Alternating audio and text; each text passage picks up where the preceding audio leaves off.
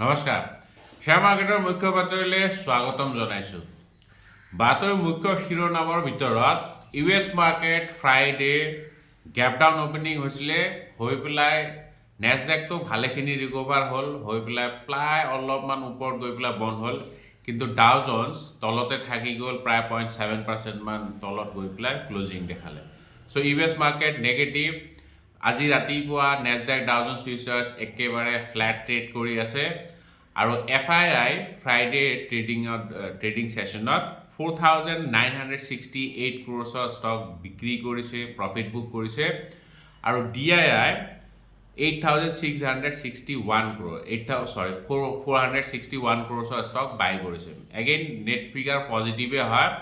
So' data point of ভিউৰ পৰা market ইমান ঠিক নহয়, যিহেতু FII চেল কৰিছে, DII যদিও বাই কৰিছে, কিন্তু FII চেলিঙৰ কাৰণে ইমান পজিটিভ বুলি ক'ব নোৱাৰি। চ' এতিয়া নিকে নেগেটিভ জোনত ট্ৰেড কৰি আছে, এছিয়ান বজাৰ কাইণ্ড অফ নেগেটিভ, হেংচেংটো জাষ্ট অ'পেন হৈছেহে, এতিয়া হেংচেংটো কিমানত অ'পেন হ'ল এতিয়ালৈকে গম পোৱা নাই।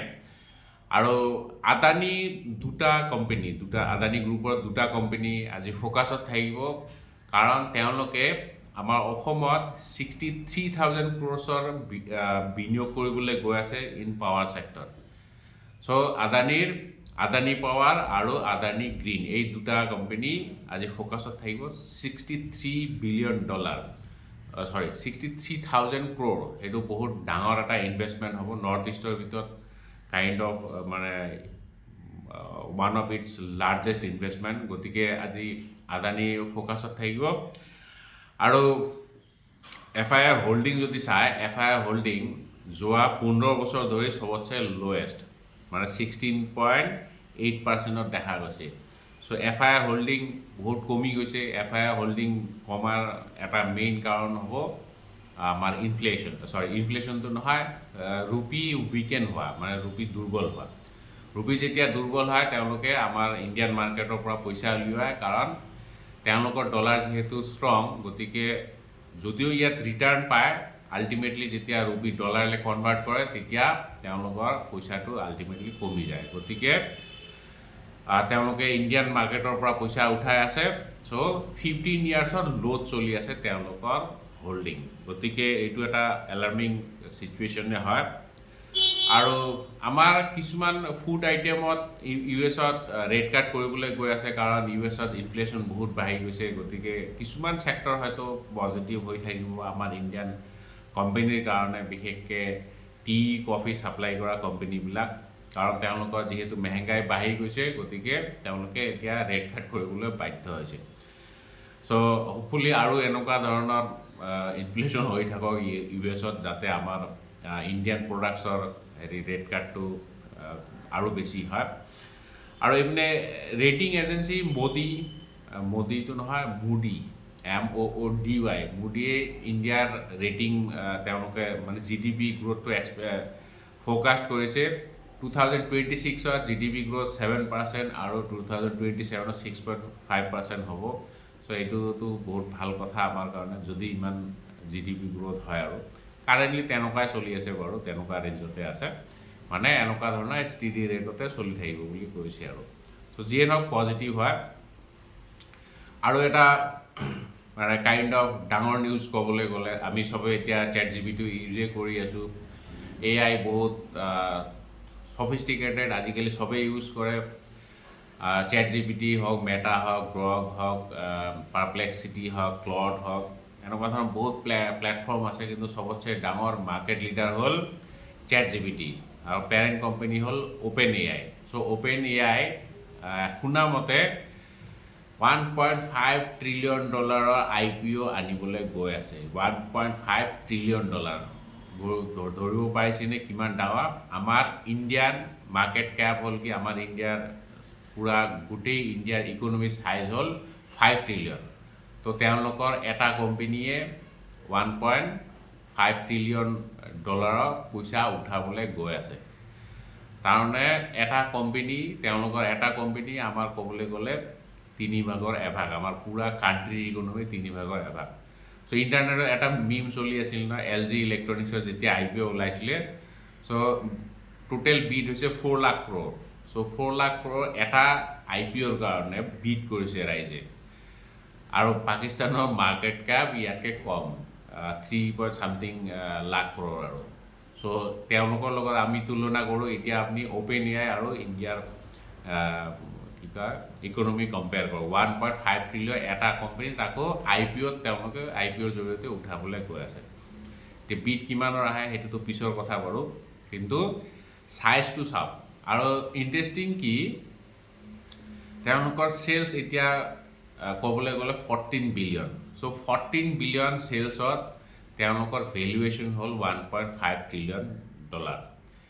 তাৰমানে আপুনি এতিয়া চেলছটো মাৰ্কেট কেপ যদি কেলকুলেট কৰে, এতিয়া আপুনি কেলকুলেট কৰি পেলাই চাওক কিমান হিউজ মাৰ্কেট কেপটো চেলছ যদি চায়, যেনেকৈ পি ৰেচিঅ' আমি চাই পেলাই কোম্পানী এটা কিমান অভাৰ ভেলুড হৈ আছে, কিমান আণ্ডাৰ ভেলুড হৈ আছে, সেইটো কেলকুলেট কৰোঁ। চ' মাৰ্কেট কেপটো চেলছটো তেনেকুৱা ধৰণে চোৱা যায়, এইটো ভেলুৱেশ্যন পাৰ্চপেক্টিভত ইউজ কৰা যায়। তো আপুনি এতিয়া ভেলুৱেশ্যনটো চাই লওক, কিমান হাই ভেলুৱেশ্যনত তেওঁলোকে এইটো মানে লিষ্ট কৰিবলৈ গৈ আছে OpenAI। চ' এইটো এটা ডাঙৰ মানে কি ক'ম, ৱৰ্ল্ডৰ ভিতৰত এটা ডাঙৰ মানে ইমান হাই ভেলুৱেশ্যনত লিষ্ট কৰা এটা ডাঙৰ কোম্পানী হ'বলৈ গৈ আছে, যদি এনেকুৱা হয় আৰু।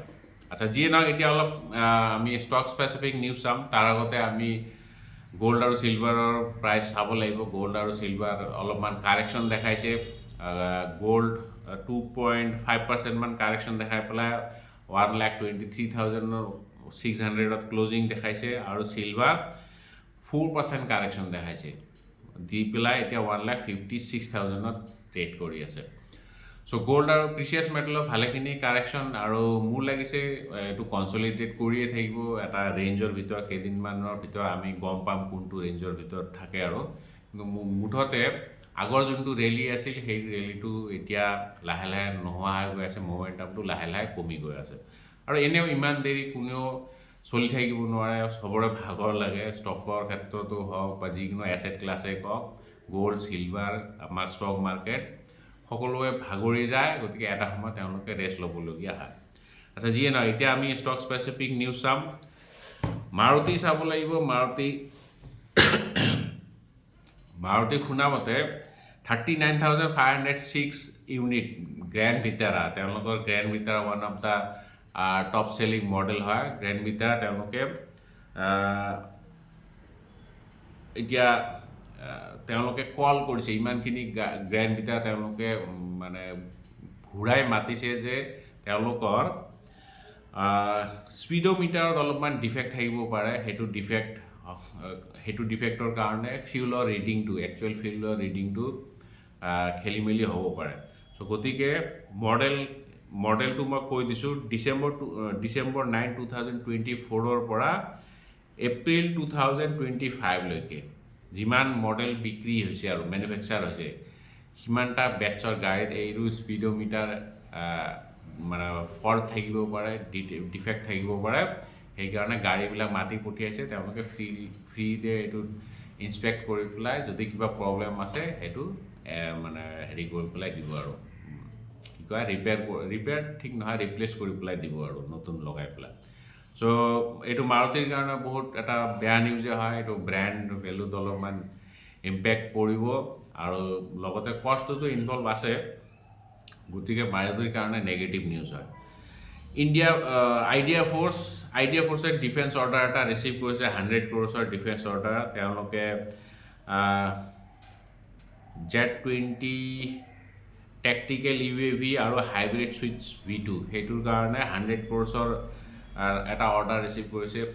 গতিকে আজি আইডিয়া ফ'ৰ্চ ফ'কাছত থাকিব। অনন্তৰাজ অন্ধ্ৰপ্ৰদেশ গভৰ্ণমেণ্টৰ লগত এটা MOU চাইন কৰিছে। মানে একজেক্টলি ক'বলৈ গ'লে অন্ধ্ৰপ্ৰদেশ ইকনমিক ডেভেলপমেণ্ট বোৰ্ড, তেওঁলোকৰ লগত এটা 4,500 crores MOU চাইন কৰিছে। ইয়াৰ জৰিয়তে তেওঁলোকে ডেটা চেণ্টাৰ বনাব আৰু IT পাৰ্ক বনাব। এইটো এটা হিউজ প্ৰজেক্টে হ'ব। আৰু অনন্তৰাজটো গমেই পায়, ডেটা চেণ্টাৰ বনোৱাত তেওঁলোকৰ এক্সপাৰ্টিজ আছে। আমাৰ অসমতো নহয়, ইণ্ডিয়াৰ ভিতৰত অনন্তৰাজ মানে ডেটা চেণ্টাৰ বনোৱা কোম্পানীৰ ওৱান অফ দ্য মানে লিডিং কোম্পানী হয় এনেও ইণ্ডিয়াত বহুত কম কোম্পানী আছে যোনে ডেটা চেণ্টাৰত কাম কৰি আছে আপোনালোকে দেখিছেই চাগে আনন্দৰাজ কেনেকুৱা ৰেলী কৰিছিল আনন্দৰাজ কওক এইপিনে IT কোম্পানী এটা আছিল পাৰ্চিষ্টেণ্ট ছিষ্টেম এইবিলাক কোম্পানীয়ে ডেটা চেণ্টাৰত কাম কৰি আছে চ' AI আৰু ডেটা চেণ্টাৰ এই দুটা ছেক্টৰ বহুত বুমিং হৈ আছে গতিকে আনন্দৰাজ ওৱান অফ দেম আৰু এটা ডাঙৰ অৰ্ডাৰ ৰিচিভ কৰিছে 4,500 crore চ' গতিকে ষ্টকটো ফ'কাছত থাকিব লিউপিনে USDA ইনস্পেকশ্যনৰ সন্মুখীন মানে কি একচুৱেলি ইনস্পেকশ্যনটো কৰিবই লাগে তেওঁলোকৰ নাগপুৰ ইউনিট 1 ফেচিলিটি ইনস্পেকশ্যন কৰিছে তাত একো অবজাৰভেশ্যন অহা নাই গতিকে লুপিনৰ কাৰণে এটা ভাল খবৰ হয় পজিটিভ নিউজ হয় কোটাক মহিন্দ্ৰা বেংকে ষ্টক স্প্লিট কৰিব এতিয়া ফেচ ভেলু 5 হৈ আছে চ' 15 বছৰ মূৰত তেওঁলোকে ষ্টক স্প্লিট কৰিবলৈ গৈ আছে বোৰ্ড মিটিং আছে 21 তাৰিখে গতিকে কোটাক মহিন্দ্ৰা বেংকৰ ফ'কাছত থাকিব আৰু এনেতো আৰ্নিং ছিজন এতিয়া শেষ হ'বলৈ গৈ আছে বহুতকেইটা কোম্পানীৰ আৰ্নিং আহিছে তাৰে ভিতৰত সবতছে ভাল আৰ্নিং থকা কোম্পানী এটা মই কালি চালোঁ সেইটো হ'ল আইনক্স উইণ্ডৰ ৰেজাল্ট বিৰাটে ফেবুলাছ বিৰাটে ধুনীয়া আউটষ্টেণ্ডিং ৰেজাল্ট ৰেভিনিউ 56%ৰ গ্ৰোথ দেখা গৈছে EBITDA 48% বাঢ়িছে আৰু নেট প্ৰফিট বা পেট যদি চাই 66% চ' হিউজ মানে গ্ৰোথ দেখা গৈছে সব ফালৰ পৰা ৰেভিনিউ কওক EBITDA অপাৰেটিং লেভেলতে কওক সকলো লেভেলতে আইনক্স উইণ্ড বিৰাটে ধুনীয়া পাৰফৰ্ম কৰিছে আৰু অৰ্ডাৰ বুক যদি চাই ইন টাৰ্মছ অফ মানে এনাৰ্জি তেতিয়াহ'লে 3.2 গিগাৱাটতকৈ বেছি তেওঁলোকৰ অৰ্ডাৰ বুক মই এইটো এমাউণ্টত কোৱা নাই ইমান টকাৰ কাম ইমান কি ক'ম পাৱাৰ তেওঁলোকে জেনেৰেট কৰিবলৈ অৰ্ডাৰ অলৰেডি ৰিচিভ কৰি থৈছে 3.2 তাতকৈ বেছি গিগাৱাট গতিকে আইনক্স উইণ্ড আজি ফ'কাছত থাকিব চ' আজিৰ মুখ্য বাতৰিৰ ভিতৰত ইমানে কাইলৈতো আকৌ লগ পাম জয় আই